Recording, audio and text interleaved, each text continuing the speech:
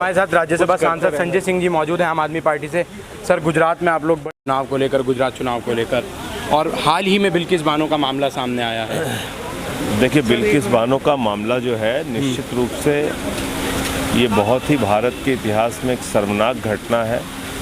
11 लोगों ने बलात्कार किया, 5 महीने का बच्चा उसके पेट में था। कोर्ट ने सज़ा दी और जिस दिन हमारे प्रधानमंत्री जी महिलाओं को न्याय देने की बात कर रहे हैं उसी दिन उसको रिहा कर दिया जा रहा है, उनके आरोपियों को। तो मुझे लगता है कि ये बहुत ही शर्मनाक घटना है और माननीय सर्वोच्च न्यायालय को इसका संज्ञान लेना चाहिए। सर, सर्वोच्च न्यायालय से आज जो कुछ स्टेटमेंट आया कि केस की फाइलें बंद कर दी गई, ऐसे खतरनाक मामलों में नहीं पिटीशन दाखिल हुआ है। आम आदमी पार्टी नज़र नहीं आई है। देखिए, ऐसा है, उसकी न्यायिक लड़ाई एक मामले में चल रही है सुप्रीम कोर्ट में, आने दीजिए फैसला। साल सन 2022 में 2 राज्यों में चुनाव होने हैं। मुल्क की मौजूदा हुकूमत के वज़ीर आज़म और वज़ीर दाखिला दोनों ही उसी स्टेट से आते हैं, यानी मैं बात कर रहा हूँ गुजरात की। आपको याद होगा मैं गुजरात का जिक्र क्यों कर रहा हूँ। हाल ही में 15 अगस्त पर लाल किले के प्राचीर से जिस वक्त प्रधानमंत्री नरेंद्र मोदी देश को संबोधन कर रहे थे, उस वक्त नारी सम्मान, महिला सशक्तिकरण और देश को लेकर तमाम अलग अलग मुद्दों पर प्रधानमंत्री ने देश की आवाम से कई वादे किए। वहीं महिलाओं के सम्मान की बात, उनकी इज़्ज़त की बात कुछ ज़्यादा ही की। और वहीं दूसरी तरफ साल सन 2002 में बिल्किस बानो जो गोधरा कांड हुआ था, उसके अंदर जो एक महिला के साथ रेप किया गया था 11 आरोपियों द्वारा, जिसमें बिल्किस बानो जो कि जिसका रेप किया गया था, उसकी 3 साल की बेटी, बूढ़ी माँ और पेट में एक 5 महीने का बच्चा, उन तमाम को कत्लेआम कर दिया गया था और बार बार दरिंदगी को अंजाम दिया गया था।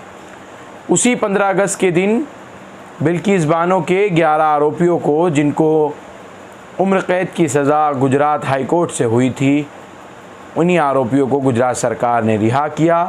वो भी तब जब प्रधानमंत्री देश के प्राचीर से, लाल किले के प्राचीर से महिला सशक्तिकरण और महिला सम्मान की बात कर रहे थे। ये संयोग है कि प्रयोग है।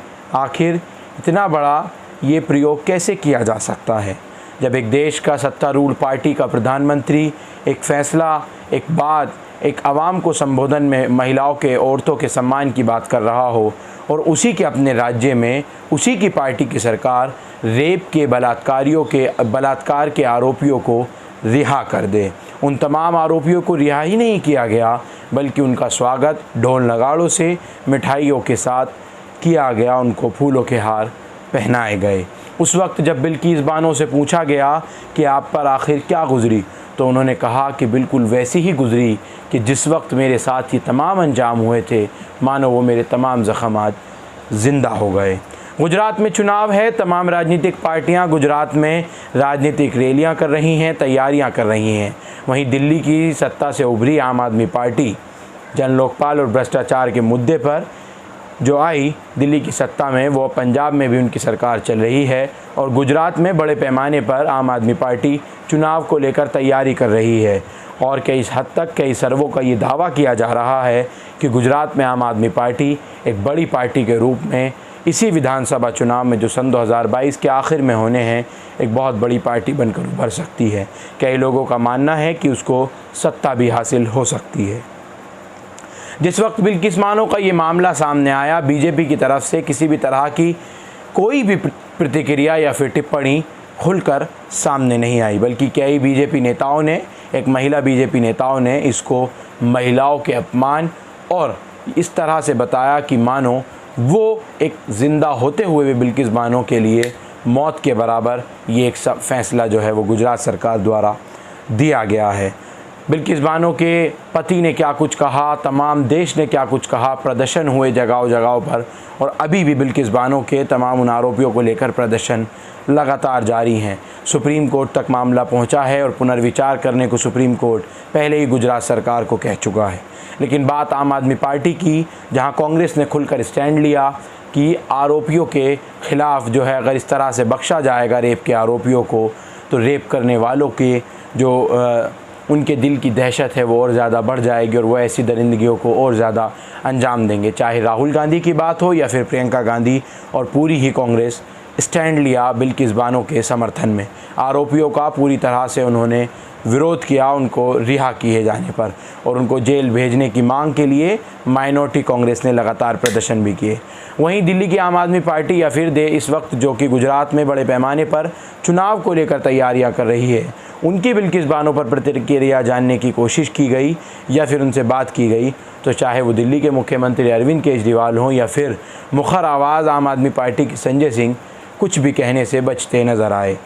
मैं ये बहुत ही बड़ी बात कह रहा हूँ जब गुजरात में क्या दिल्ली की आम आदमी पार्टी को भी डर सता रहा है माइनॉरिटीज़ के वोटों का, कि कहीं माइनॉरिटी के वोटों के चक्कर में जो दूसरा वोट है, दूसरे जाति का वोट है, दूसरे वर्ग का वोट है, कहीं वो हमसे बिछड़ ना जाए। कि अरविंद केजरीवाल भी अब उस तरह की राजनीति करने लगे हैं, ये अपने आप में एक बड़ा सवाल है।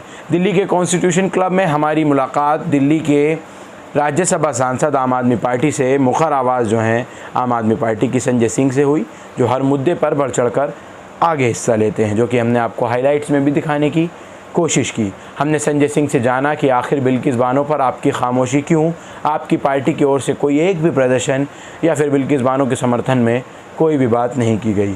तो तमाम सवालों से बचते हुए पूरी तरह से नज़र आए संजय सिंह और दौड़ते हुए भी नज़र आए, हमारे सवालों से बचे और अपनी गाड़ी की ओर दौड़े। उन्होंने कहा कि हम न्यायिक प्रक्रिया के लिए लड़ाई लड़ रहे हैं बिल्किस के लिए, और सुप्रीम कोर्ट में मामला लंबित है, ज़रूर उन आरोपियों को बख्शा नहीं जाएगा।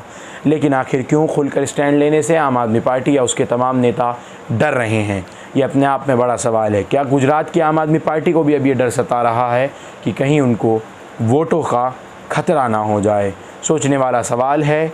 आखिर इस तरह से क्यों स्टैंड नहीं ले पा रही है? जहां एक तरफ कांग्रेस ने भारत जोड़ो यात्रा की शुरुआत की है, तमाम वर्ग और धर्म के लोगों को एक साथ जोड़कर कांग्रेस देश को जोड़ने की बात कर रही है। हालांकि उनकी अपनी पार्टी का गृह कलेश निपटने को राज़ी ही नहीं, लेकिन उसके बावजूद लगातार कांग्रेस कोशिश कर रही है कि भारत को जोड़ा जाए और सत्ता में वापसी की जाए। इस खबर के लिए आप तमाम लोग हमारे साथ जुड़े, बेहद शुक्रिया। आप हमारे YouTube चैनल को लाइक शेयर सब्सक्राइब ज़रूर करें और बेल आइकन का बटन दबाना लेटेस्ट नोटिफिकेशन के लिए बिल्कुल भी ना भूलें। शुक्रिया। Team the where point news